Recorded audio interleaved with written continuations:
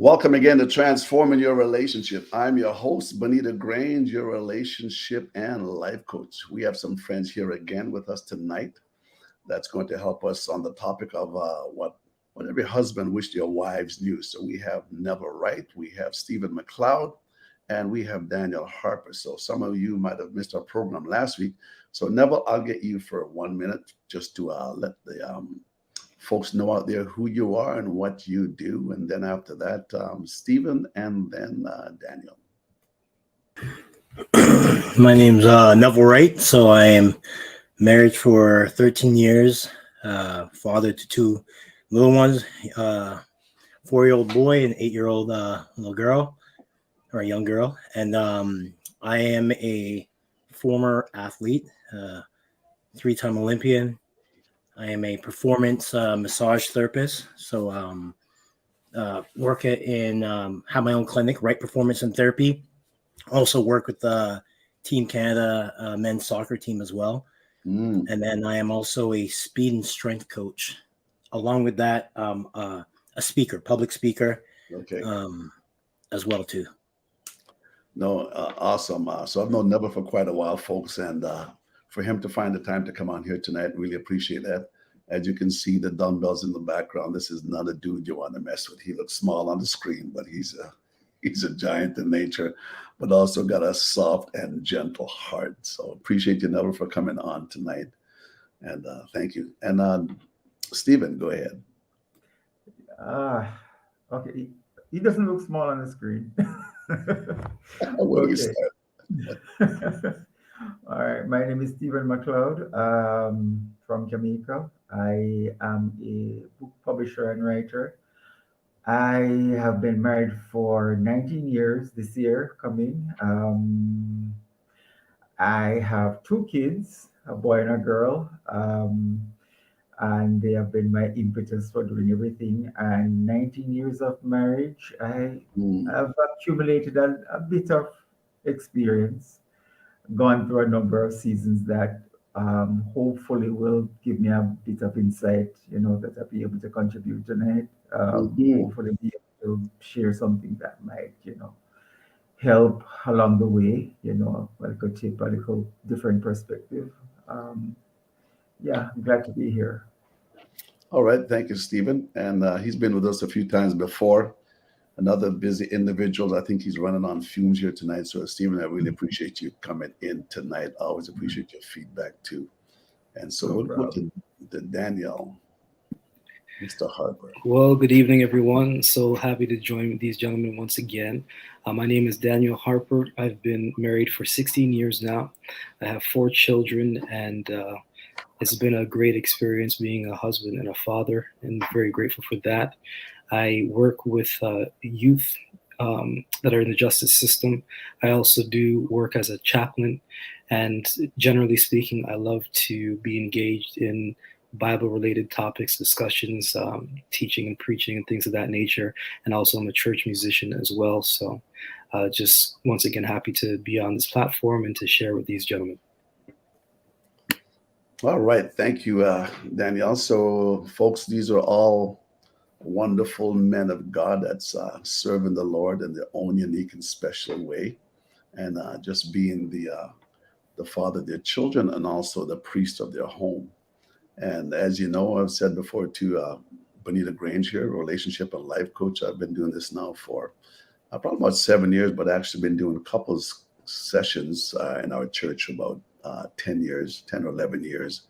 And, just great insights that we've gained from it. When you find your passion, you just got to keep pursuing it and upgrade yourself to that so that you can be that person that God wants you to be and also make that impact in the world. So I've been married for 36 years, going on 37 now, to a wonderful wife who supports me, and she's amazing. You know what? I would love to have her on here sometime in the future, but she's just not willing to do that. She's behind the scene and she does a good job doing that. So I thank her for her support and everything else.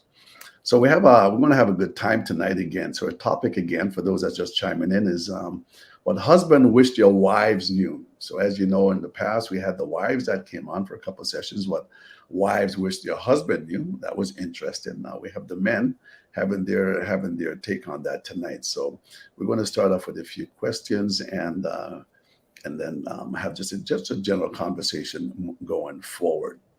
So, thank you for tuning in, and we appreciate you for listening tonight. So, the first one we're going to talk about is it okay for a wife to have a male as a best friend? So this is again what husband wished your wives knew. Is it okay for the wife to have another male friend as a best friend? What would you men want your wives to know about that, or wives in general? And we can start off. Danielle, we'll start off with you, and Neville and Steve can chime in anytime along those lines. Sure. I guess I couldn't be biased considering that one of my best friends is actually a female. Having said that, my wife is completely aware, so I'm not in trouble at all. But I guess what I would say is, in an instance like that, I believe it's important to make sure that there are appropriate lines drawn. I think that is the main contention or consideration in Hmm. this type of situation, because what women, when they talk, they just talk, and I think for the most part, I think generally speaking, men are okay with women talking and they're just doing their thing. But it feels a little bit different when you're saying things that are certainly more personal, and that information is being shared with another man about me as a male.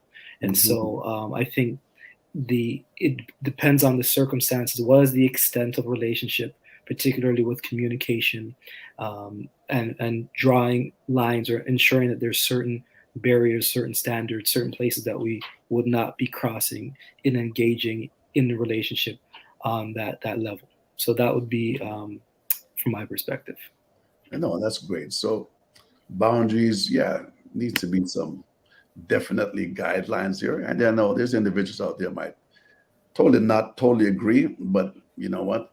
Every individual have their own perspective on there. Again, I've had another individual as a best friend, but had to meet up with a female part and to have conversations and whatever. But one thing that I've always done to clear myself and just to make sure everything's in the open is my wife exactly know what I'm doing and where I'm going. So there's no communication outside that would make things complicated. Another thing is as a wife, as a best friend, is how much do I tell that individual as a best friend? So how could that become complicated? How could we share? How are we not supposed to share some things if we say we're best friends? I mean, best friends generally share a lot of things together. Not disputing on what you've said, Daniel. Right? Just another take at the pitch at the conversation here. Go ahead, Neville or Steve. Um, yeah, I would say, well, it would be based on, because everyone's relationship is different, right? So I think it would Awesome. be based Hmm. on what your relationship is with your spouse and how comfortable you both are, and Hmm. communicating with each other as well too. And I think providing security in the sense of communicating, I guess, what your relationship is with the opposite sex as well too. And then if one feels uncomfortable, like having a discussion with that.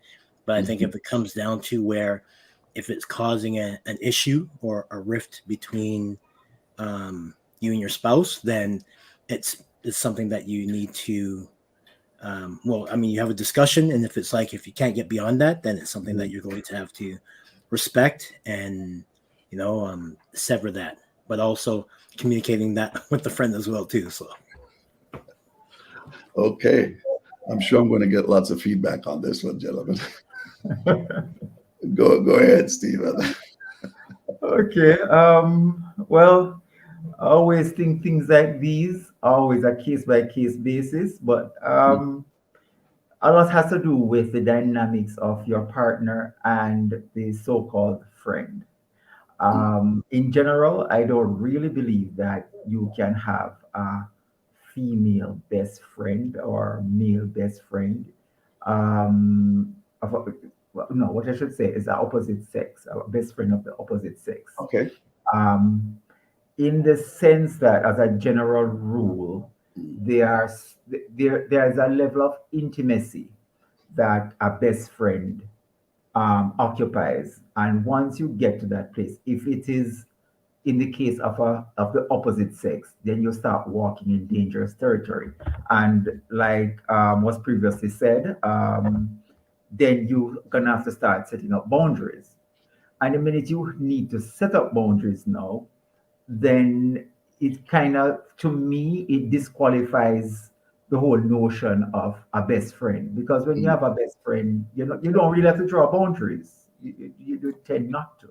But mhm, because it's someone of the opposite sex, you there's certain levels of intimacy, certain levels of sharing, even time spent together. mhm, Because I tell you, most people who end up having a physical attraction to somebody else is usually because they spend an inordinate amount of time with that person, and mhm, you get to know them. There's a cleaving, right, of souls. There's a bonding of souls, rather, where because of time spent together, then you're gonna that bond can escalate to something that can become, risky. mhm. I think people, what was the term that I have it now? Catching feelings. That's it. You have to be wary that you might be catching feelings, because Mhm, a lot of relationships start off very innocent. No, we're just spending overtime at work, working on this project, and mhm, got coffee, go for coffee or something, and you're having all kind of recreational time together, and you're doing work. But while you're having work, you are sharing, and things can escalate. So, as was said before, boundaries very important. You have to draw a line of demarcation. You have to be careful that certain things you don't get caught. Like, for example, being somewhere remote together. mhm. I always say, do like Joseph and run. You feel something starting to happen, don't even begin to play with that, because a lot of relationships start from friendship. You know. So yeah, you can have a friend, but if it's someone from the opposite sex, you kind of have your make sure that your radar, your antennas are up and don't get caught unawares. No, and thank you all for sharing that. The thought came to me also too is that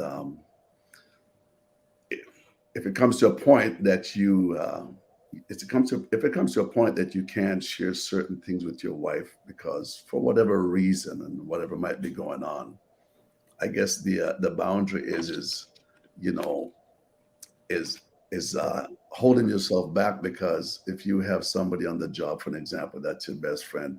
If we're not careful, that's where emotional affairs generally can start, because I can't express this to my wife, but this individual, it seems like they have so much compassion for me. So why can't my wife have that same compassion? Why can't she listen to me like this? And if we're not careful, those lines can be blurred.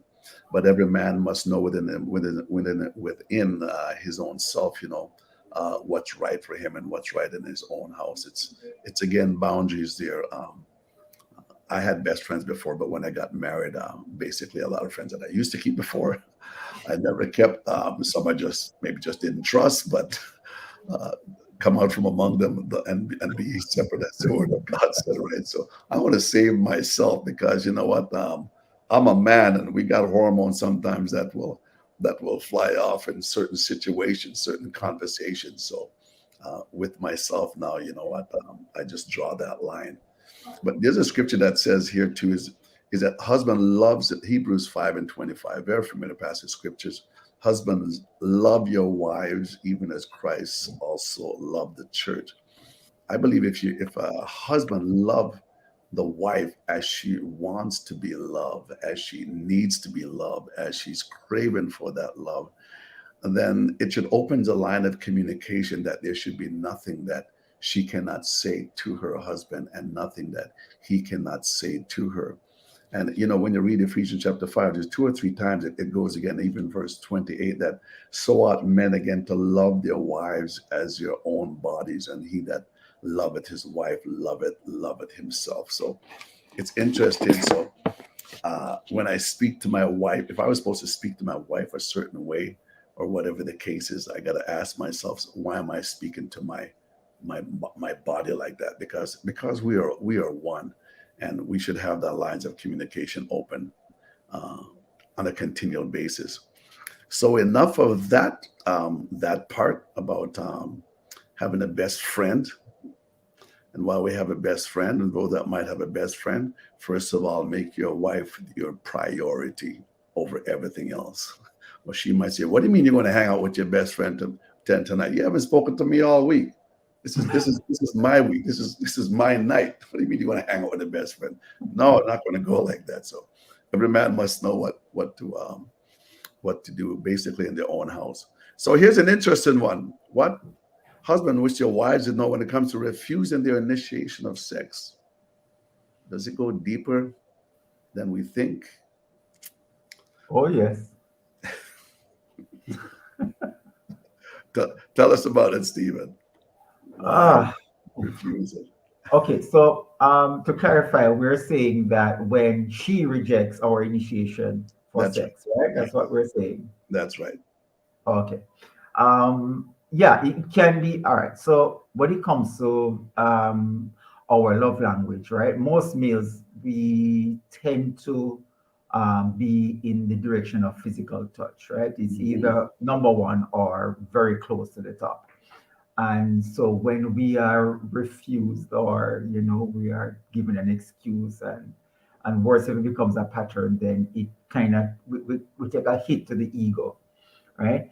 Because um our I've heard it said, and I highly agree, men do not want sex, we need sex, Mhm. because it is part of our makeup. We don't biologically, we make millions of sperm per day, and forms follows function. So Right. if God created us to be generating this really efficient factory for creating life, then it goes to show that that we were specifically made and geared towards having physical intimacy, and having it on a regular basis. So when you're married, one of the expectations that we have as a male is that we're supposed to have uninterrupted, unbarred, whatever, uninhibited access, right, to our wives. And the once in a blue moon, we can say, all right, you're tired tonight. But when it becomes a pattern, then Mhm. it becomes problematic, because you start saying you can't help but say, wow, I'm not attractive anymore. She Right. doesn't love me anymore. You start, and then worse, if you're not giving an explanation, a proper explanation, you're gonna start autofilling, and most of the times when we autofill, it's not positive. It's usually more towards a negative. More negative. Mhm. And it's true, because the to say a little bit where the wives are concerned, they could very well be saying the same thing too. So what is, I'm not attractive anymore. We're going to touch on that here in a little while, right? So I've said before, if the wife keep on saying no, I've got a headache or whatever, we got a cure for that. It's called Advil or extra strength extra strength. A gentleman once said, "That is not your head I'm interested in."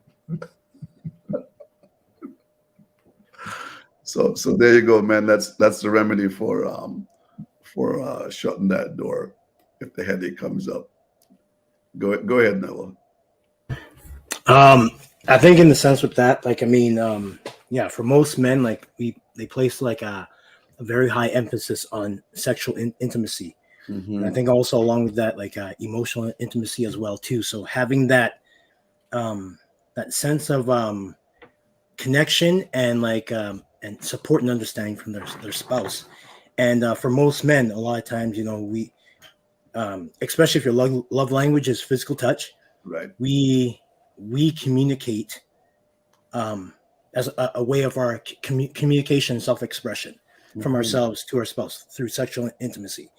And I think that if that's rejected, now, especially if that, your love language is physical touch, and that's the way how you express yourself as well too, and form that connection with your spouse.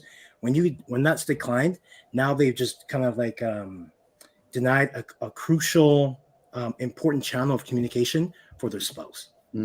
So they take that away from them, and now doing that. I mean, that's pretty devastating to a male, where now he's like, this is my main. And I mean, and there's other ways of expressing as well too, right?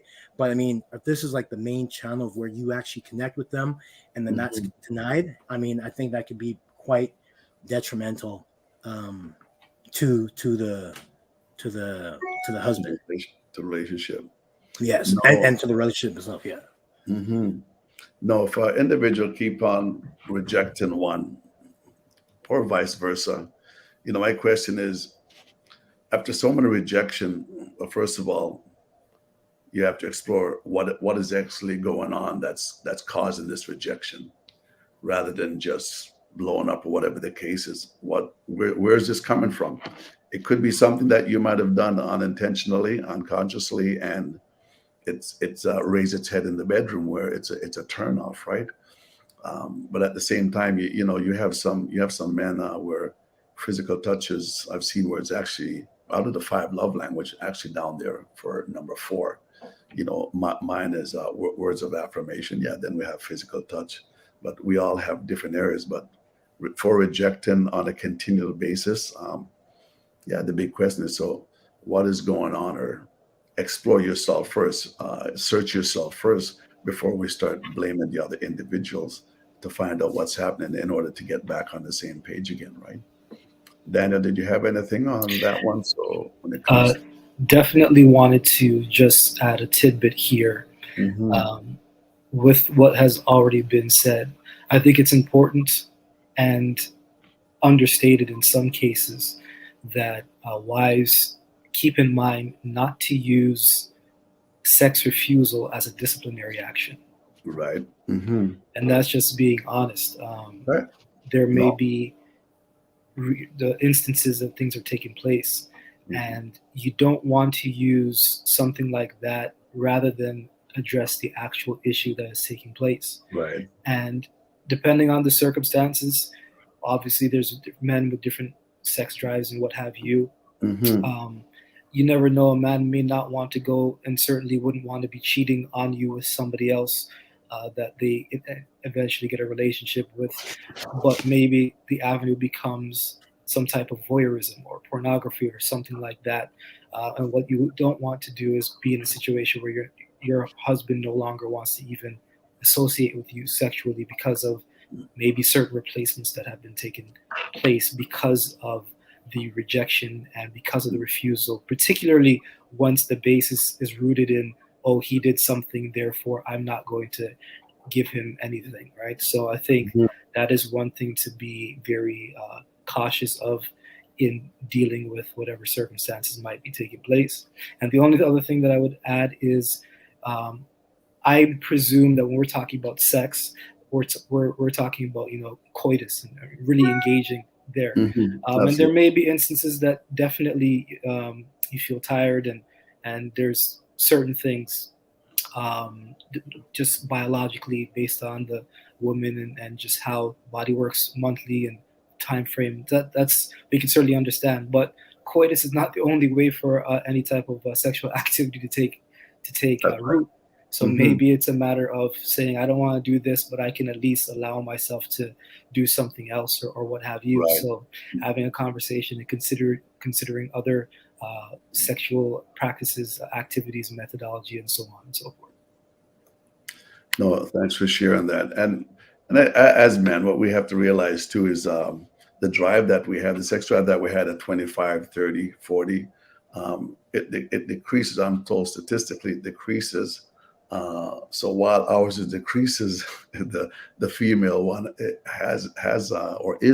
increasing in the 30 and 40. I see Stephen shaking his head there, so you must have read something on that too, right?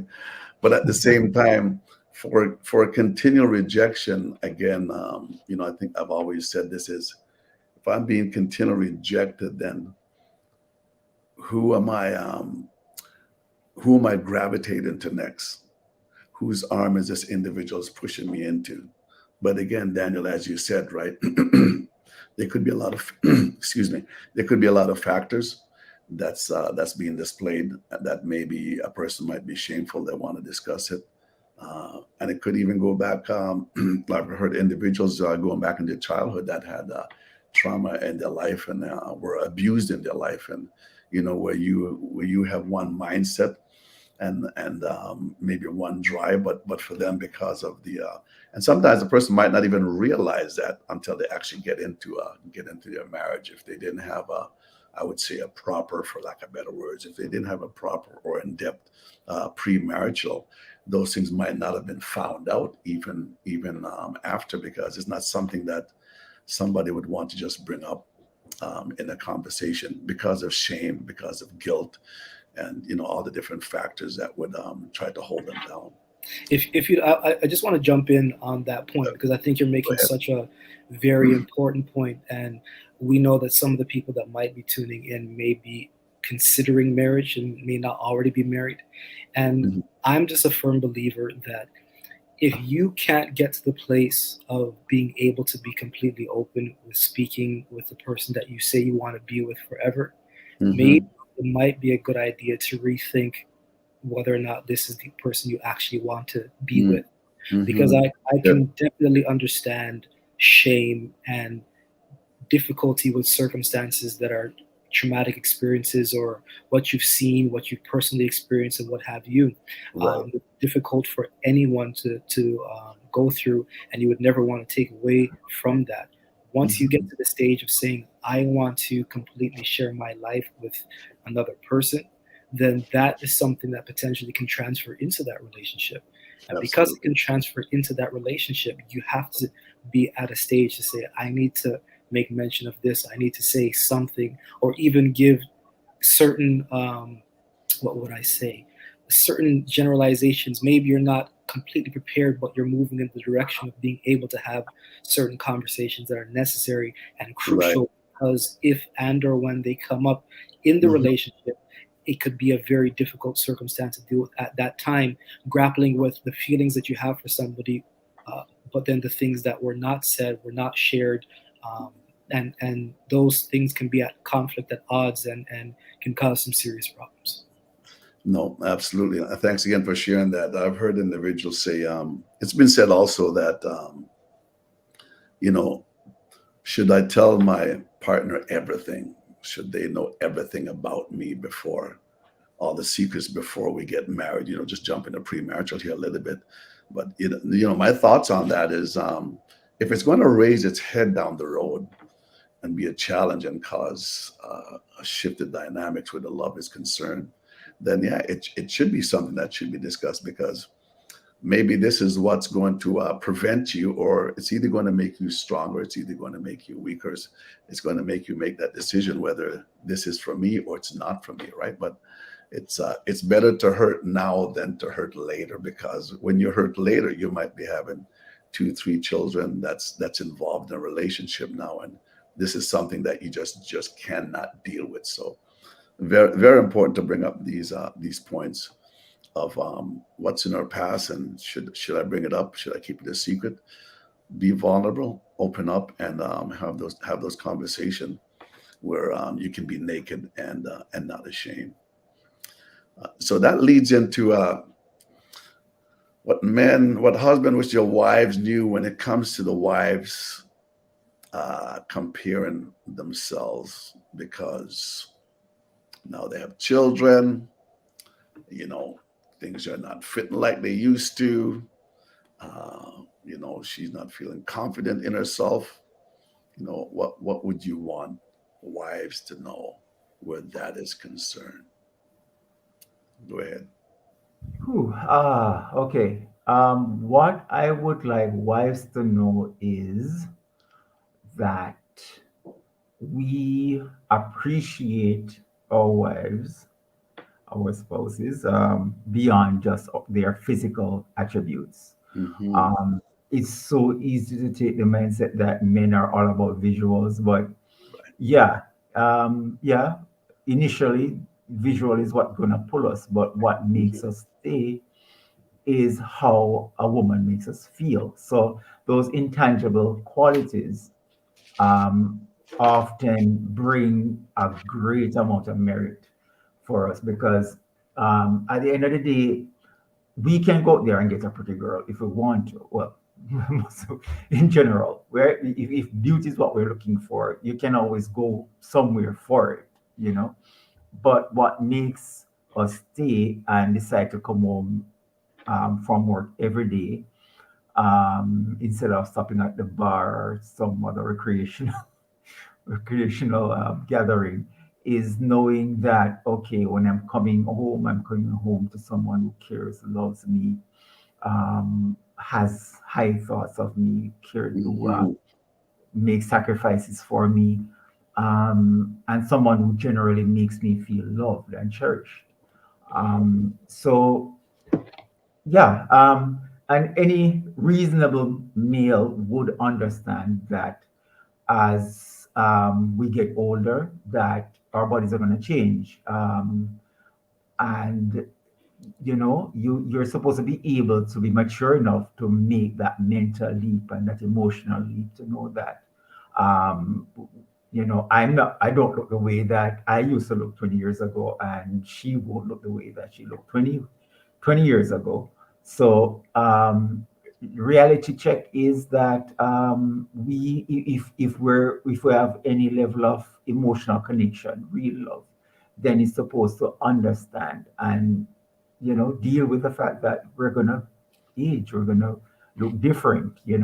I remember telling my wife years ago that I knew that she was the one because I could easily imagine myself being old with her, like sitting on you know, on the porch in a rocking chair or whatever the future equivalent will be, and just sipping coffee and just having like really deep conversations. Yeah, so we do appreciate a woman for more than just their looks. But let me quickly add to that as well that not because we're getting older doesn't mean that we don't need to try and, spice up things and do Okay. what you can, you Okay. know, do, do what you can. It's interesting what you said.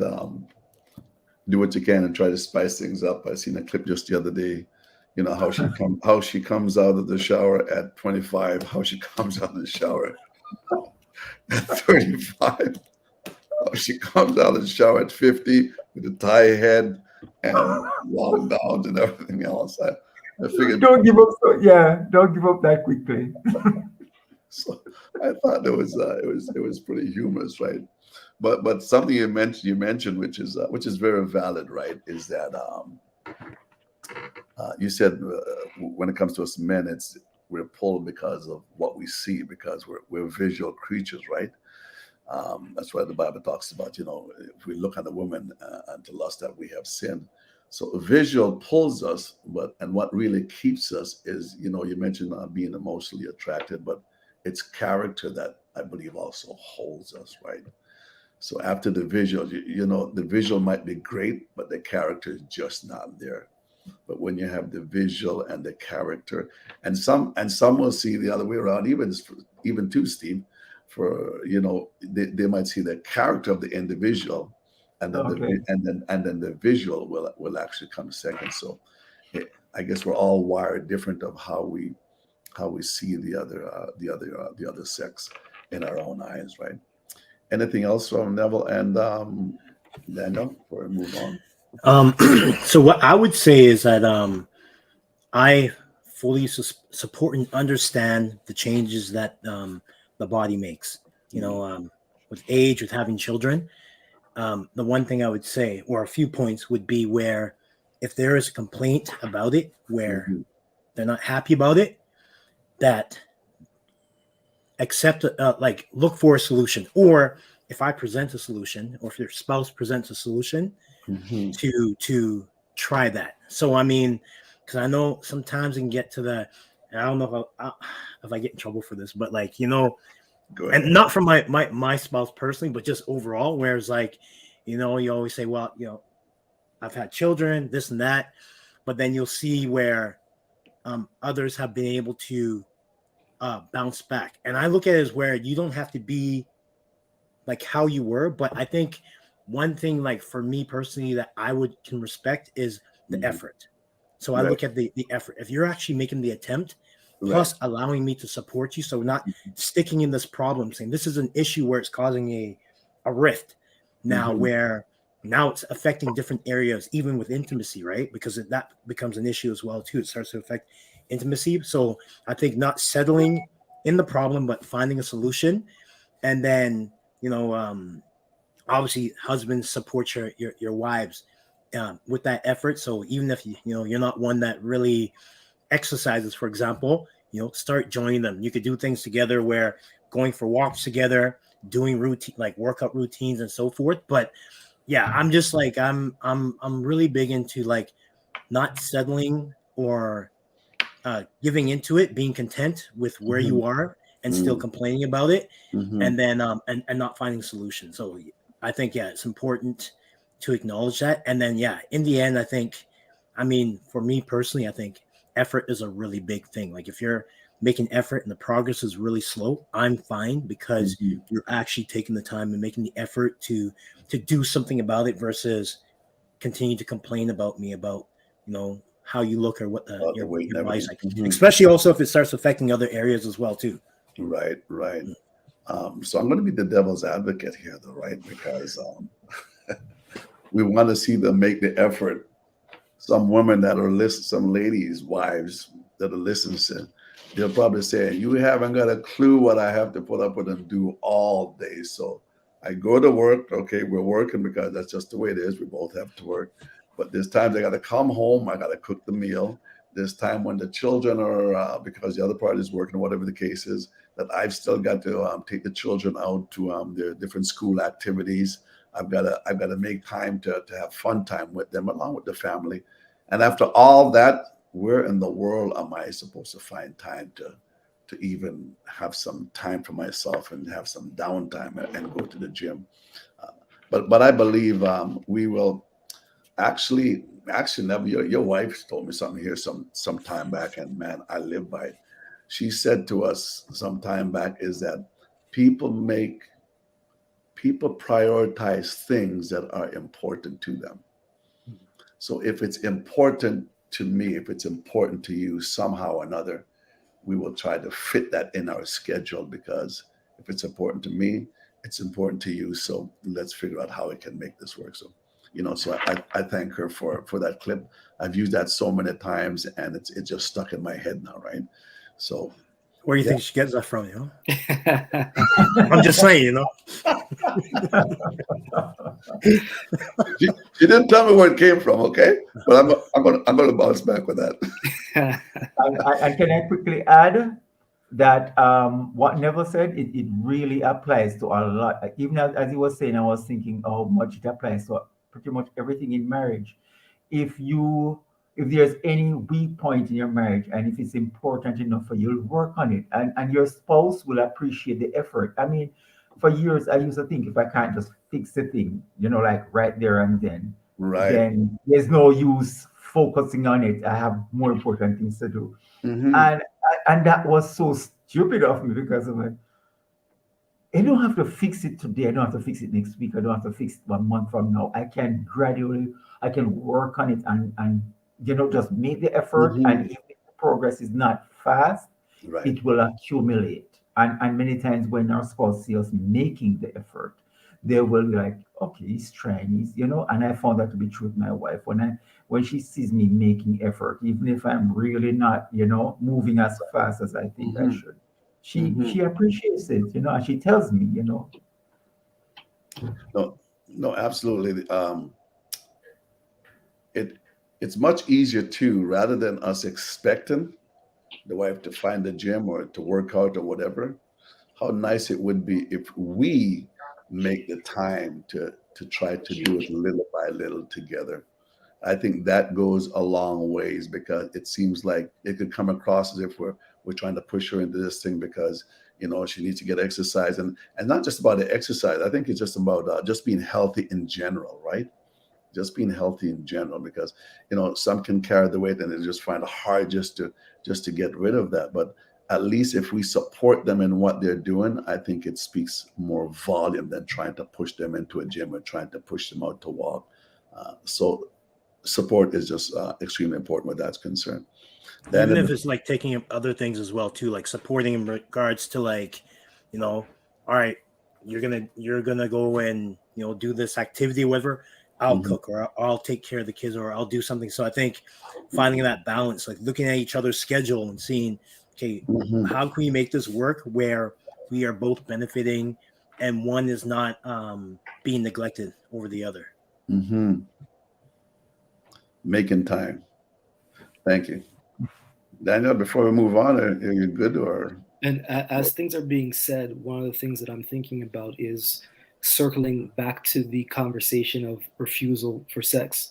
One of the things that sometimes happens is, as you mentioned with the devil's advocate conversation, well, I'm working, then I have to come home and take care of the children, and I have to cook and so on and so forth.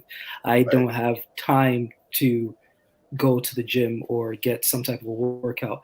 I also don't have time to feel up adequately sexually ready, prepared to move in that direction. And what I Right. have found in my personal experience and also in hearing other people is, once I've been able to take on some of the responsibilities with chores, get more Mhm. into cooking. And my wife is a wonderful cook. I can cook enough to survive, and I'm fine with that. Right? Okay. But she will appreciate the efforts that are there. And not only Right. is the effort appreciated, it's also time that is not expended in those avenues, which Mhm. leaves her to have space and time to herself. And then when it's bedtime, she's still awake. She's still awake. I'm sure there's some activities that we both might want to mutually engage in, right? And so some of these things that I think sometimes where the refusal does come into play is just a matter of what time frame is there to feel even it's just a minute to take for yourself, and Right. so Mhm. whether it's from a sexual standpoint, whether it's from a time to be able to go, and also even in joining together with working out and exercises. There's something about working out and exercising together. There's a level of, I think, intimacy that's being built in a particular way that Mhm. way, and often translates to sexual activity as well. So Mhm. what we're talking about, I think some of these are coming full circle to a particular extent. No. Um, as you're speaking there, also creating acts of intimacy, and again, working out together. That's create an act of intimacy there, and also the support where she doesn't have to do everything. There's individuals out there that I know that it's like the wife have to do this and to do that, and it's just draining. And then, like you mentioned, so at the end of the night, now you want me to be able to perform. Well, it's not going to work like that. No aspirin or Advil is going to take this away. You know what? I didn't get the support when I needed, so you know what? I'm No shut. aspirin, no Advil, no prayer. I need, and you can hear unconsciously screaming out, "I need your support. We need to do this together. We started as one, and now we're going to continue on as one. So I need the support, which is amazing." Can I add All one right. last thing on that? Yeah. Who's that? Neville, go ahead. Just the other thing too is especially when it comes to feeling tired or overworked. I see it like this. For example, you get home, you're feeling tired. Say, for example, you both get home late, Mm, dishes aren't done. Listen, if you're both tired and there's nothing wrong, and I know, I'll probably get blown up with this sometimes, where it's like, no, you can't go to bed with the dishes in there. But sometimes, honestly, if it stays overnight or the laundry or whatever, you okay. know, let it sit another day. It's fine. You know what I mean? Hmm. Deal with it tomorrow, versus both individuals being tired or one being tired, or you know what I mean? Especially if you both can't do it. Right. So I think that everything doesn't have to be done while you're tired. If you're tired, then eliminate some of the stuff at least that day that you're Hmm. doing, so you're not as tired. No, Yeah, there's absolutely some things can wait. Does it have to be done? Does it have to be done right away? Um, Agreed, and I'm sure there's a lot out there that also agree with you where that's concerned. So as we move on here to, so I've heard this a lot in the background also. So what would the husband want the wives to know when it comes to them being a leader physically and spiritually? There's a lot of ladies out there that they feel that they're leading spiritually and they're waiting for the husband to step up to that plate where they can be significant in as a physical leader and also a spiritual leader. So what would you want wives to know when it comes to husband being the leader physically and spiritually? Just for clarity on that, is that being a leader like in the traditional sense, like being like the traditional husband? Being a true as a leader. So because we're all Christians here too, but even outside of that, being a leader as being the head of the home. How what would you want the wives to know as you being the leaders of how you're leading the home, not just physically, not just with decisions, but also spiritually. What would you want them to know when it comes to that? Because a lot that I've heard, and I'm just going by that, is and individuals that I've had connection with, husbands they don't feel they're leading physically, and they're not leading spiritually, and they're taking a lot of the burden. Well, what happened in the home is that a lot of men are, uh, in one way or another, are not trained or prepared to Mm, fully take on the role and the capacity of a leader. When it comes to, I'm not sure in many other cultures, but I know in Jamaica a lot of households are headed by females, and what happened is boys tend to grow up with some sort of gap in terms of knowing how to fill that space of being a male, to fully take on all the roles and responsibilities of a male. So sometimes what would happen is that they would simply look at a relationship as just being about sex and spending time together and hanging out. But mhm. in terms of the responsibilities and the depth of being responsible, that is often overshadowed with trying to, having a good time. So when their spouse, bring up something that is critical or serious, they tend to like, why are you messing with the vibe? We had a good thing going on here, and now you're talking about,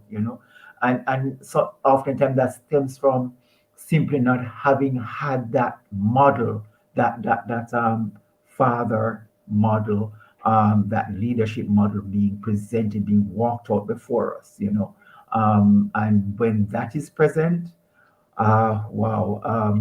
There's a serious crisis between spouses because females tend to grow up with that model of, okay, things are serious here. We have a family, we have kids to take care of, and they kind of have their head on their shoulder. Mhm. Um, in relatively on a greater scale in relation to men. Although some people might differ, they can differ, but my observation is that women tend to take certain things more serious. Mm. They are very concerned about the future of their family. Um, they're concerned about things like insurance. They're concerned Right. about things like savings, 401k, taxes, the real gravity of life, whereas men, unfortunately, we spend an inordinate disproportionate amount of years focusing on fun, Mhm. PlayStation, auto, um, spruce up your car, something, those kind of things. But we don't tend to focus very quickly and grasp very quickly the notion that, look here, I need to get serious here. I need to make sure that this, that, and that is in place, you know. And that leadership um, role that we're supposed to play, that strong leadership role, is often absent because of that, because it goes back to the family structure that we come from, you know. No, thanks for sharing there, Stephen. So, wives are more serious. That's my big takeaway. Wives are more serious about the relationship. Yeah, they understand the gravity of certain issues. I understand, more serious about their relationship, and not only that. I mean, I might get in trouble for saying this, but when you have children, you have a son, you have a daughter. Majority of the time, it's the daughter that usually have their head on the shoulder, know exactly where they're going by the time they're 21 or even 18. And sometimes the boys, even at 19, they might be still struggling. At 21, they're still trying to figure their way out. 23, and by this time, she's on her way being a doctor. Well, I've just seen it so many times, right? Because they're more serious, not just about relationship, more serious about life in that respect, and that actually transfers over into the relationship. So the husband might think now maybe they're too headstrong because of the drive that they have, which could cause a challenge in the relationship. But if you're going to marry me, you got to have a vision. You got to have a pocketbook. Somebody said you got to have a songbook. You got to know where we're going to be at in 5 years time. I need to know. I'm just not going to pick up anybody and don't have a clue where I'm going to be like in the next 3 or 4 years. So just as the wives are more serious in the earlier stage, so to speak, and the husbands need to be on that same page where that's concerned, so they can lead as God would have them to lead, and be the man that God would want them to be, and for them to love the wife as they would want to be loved. Let's go to Daniel or Neville when it comes to what we wish wives want to know when it comes to you being a leader physically and spiritually, and even I as think spiritual. What does that look like when a man is the leader spiritually, even in a Christian home? I think one of the main things to make mention, I know obviously the focus is what husbands would want their wives to know, but truthfully, especially as Stephen has outlined, whether it's a matter of the family experience in terms of the upbringing that we've had and so on and so forth, at the end of the day, it's so vitally important for men to do all that they can as best and as much as possible to get that learning, that training, that mentor, and so on and so forth. So as much as there's pieces for the women that we're talking about tonight, I think it's really important for men, speaking from my personal experiences and still learning and growing in this, even after however many years I've been married. It's that crucial. Now to change gears, I think one of the things for the women to know from the husband's perspective is sometimes, if not most times, we probably feel like we're doing things adequately, even if we're not doing it to the expectation that you might have.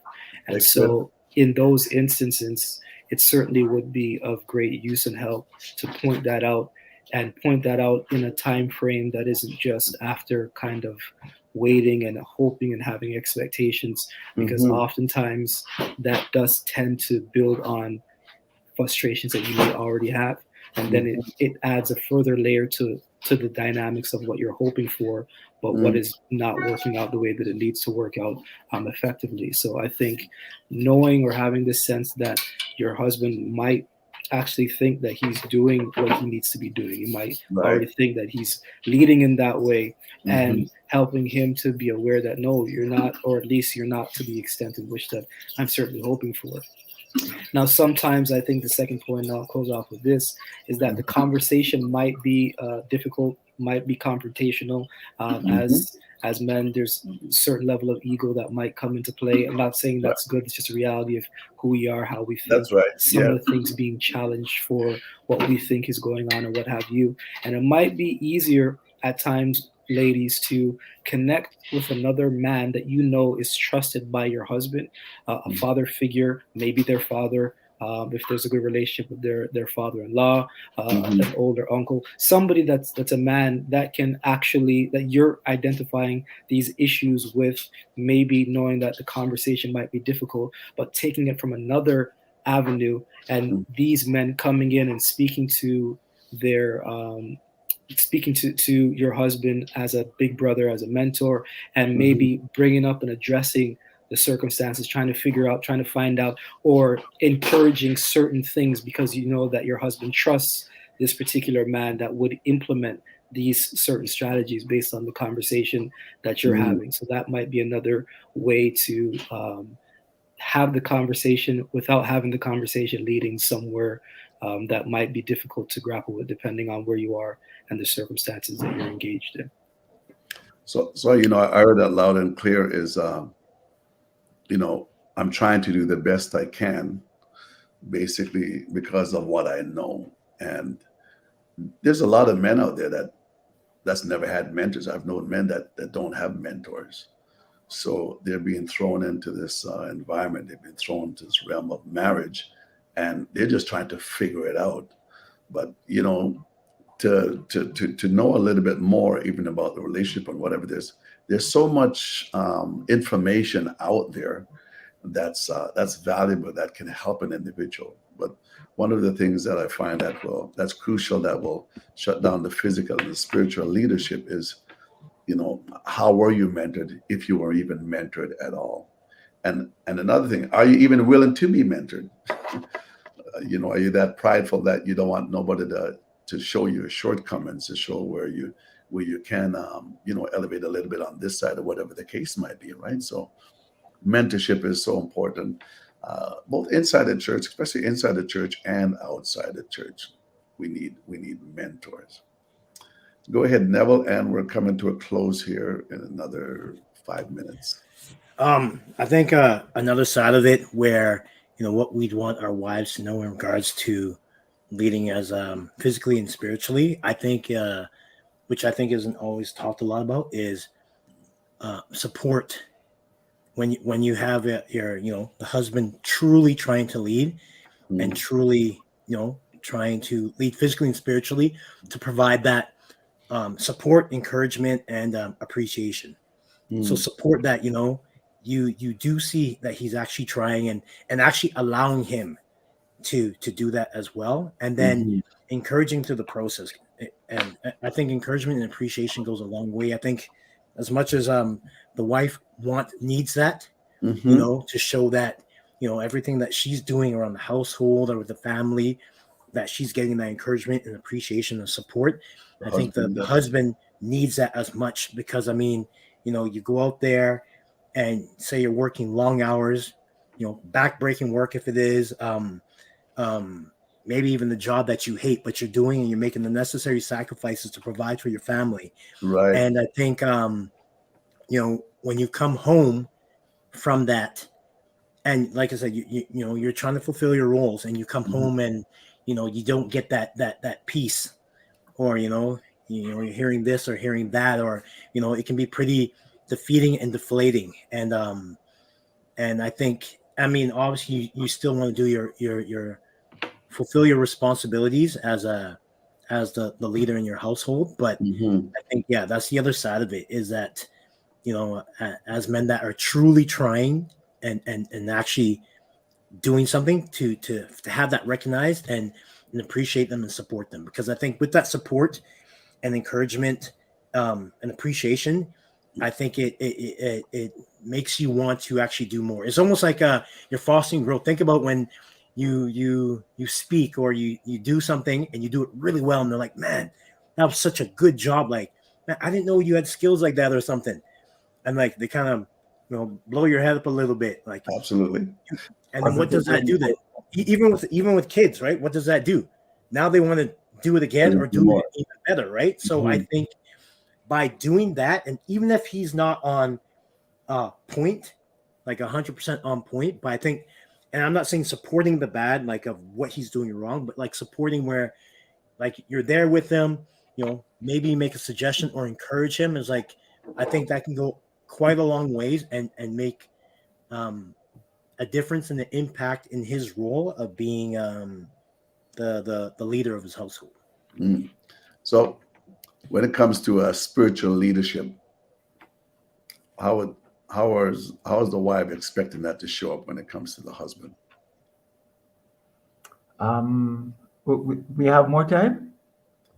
We'll continue with this, and I think it's important. Yes. Well, I want you to make this point because it's something that happened very recently. All right. So we're talking about leadership, and in terms of, well, I'm going to touch on the spiritual aspect of leadership. All right. So about 2 days ago, or is it a day ago? 2 days ago, my daughter came home and she was expressing to me that she was feeling overwhelmed because she had two exams the Okay. following day and that she was behind on studying, and so she wanted to pull an all-nighter to kind of catch up. And we started studying with her mother, and they were going through the papers and trying to really understand some of the harder parts of the topics. And at some point she just crashed. She fell asleep, and all my attempts to wake her were rebuffed.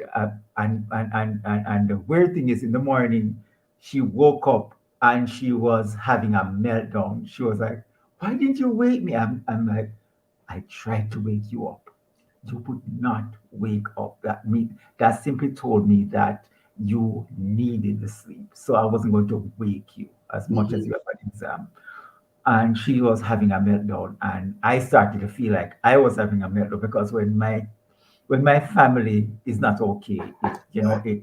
it really affects me.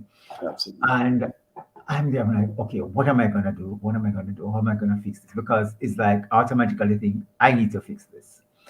And then I just, like, I don't know, something outside of myself. I looked up and I'm like, God, I do not know what to do. What am I gonna do? Mhm. And it's like I heard her voice. I said, pray, just pray, just pray. And I found myself starting to pray for her, and I'm like, God, please give her tranquility, give her peace, help her work all of this together for good for her, allow her to see you work this out for her. I Mhm. was praying for her. And so on the way to work, I was dropping her off to school, and we were still studying with her. And even then, she started. I don't know. It's like she started not, instead of panicking, she was, going over the material, and she sounded calmer. And then by the time I picked her up in the afternoon from school, she ran to me and gave me a bear hug and Mhm. said, "Thank you for praying for me. Thank you." Okay. One of the exams was postponed. They never gave the exam. And the one that she was spent most time studying, that's the one that she Mhm. got. And she said she did well. She thinks she did well on it. It Beautiful. was fairly Beautiful. manageable. And Mhm. and, and I'm looking at something like that and I'm saying, God, I really appreciate you teaching me, Mhm. certain principles that everything starts in the spirit realm. And once you get the grasp of that, Right. you begin to realize that whenever your family is in a crisis, Mhm. your first impetus is to not to panic, not to say, okay, I'm going to throw money at the problem or whatever. It's simply to pray. Because sometimes even when we think we know what the solution is, Right. we Right. err because the Bible says, do not lean on your own understanding. Understanding. Sometimes the way to solve the problem is not if the way that common sense or intuition would tell you to solve it. Mhm. So we always have to bring our family in prayer, and that is a ministry. That is there's a place where everybody in the family can pray, but there's a special place for us as a male to pray for our families. I truly believe that every male and every husband needs to, as you mentioned, quite adequately there, seek God first. The most precious things that a wife could see is when she has a man, especially if he's in the church, as we're all Christians here, but when she has a man that knows how to pray, a man that knows how to touch God. So before we close off, I'll take one more comment from either Neville or Daniel about spiritual leadership. What should that look like? You'd want the wives to know where husbands are concerned. What husband wish their wives would know when it comes to spiritual leadership. Well, I think a lot of what Stephen said really captured some very important thoughts. I think, in addition to what he said with respect to prayer, I think thinking through and having spiritual insight to the nature of your children, who they are, and speaking prayerfully but confidently into who they are, what they're able to be, what they're able to accomplish, not just positive reinforcement, but spiritually with a sense of awareness of what God is able and capable to do in their lives, and looking, to God to give you insight to say, what is it, what areas that they are able to maneuver in, and so on, so that you can then speak directly to that in them.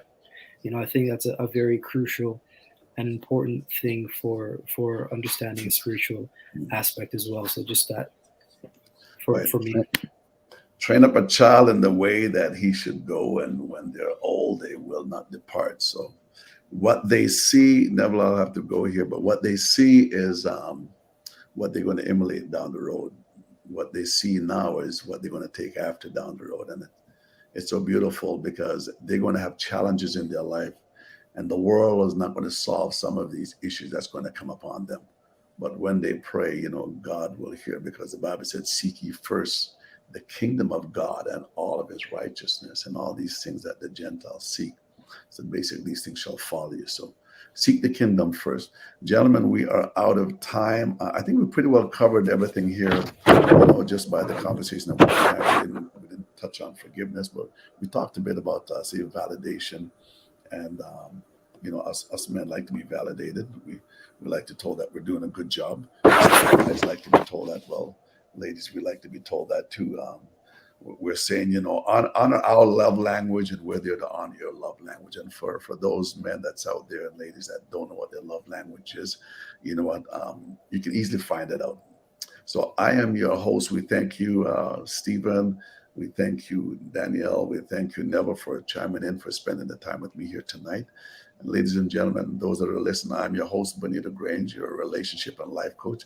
We thank you for tuning in tonight. May God bless you. And if you'd like to continue some of these conversations and some challenges that you might be having in your life, you can also check out my website at tlcbonittogrange.com, and we can have more conversation or discovery session at no cost to you. So feel free to do that. God bless each and every one of you, no matter where you are in the world. May the blessings of the Lord be upon you. Maybe you'll be prosperous as we look forward to another beautiful day tomorrow. Thank you again, gentlemen, and God bless.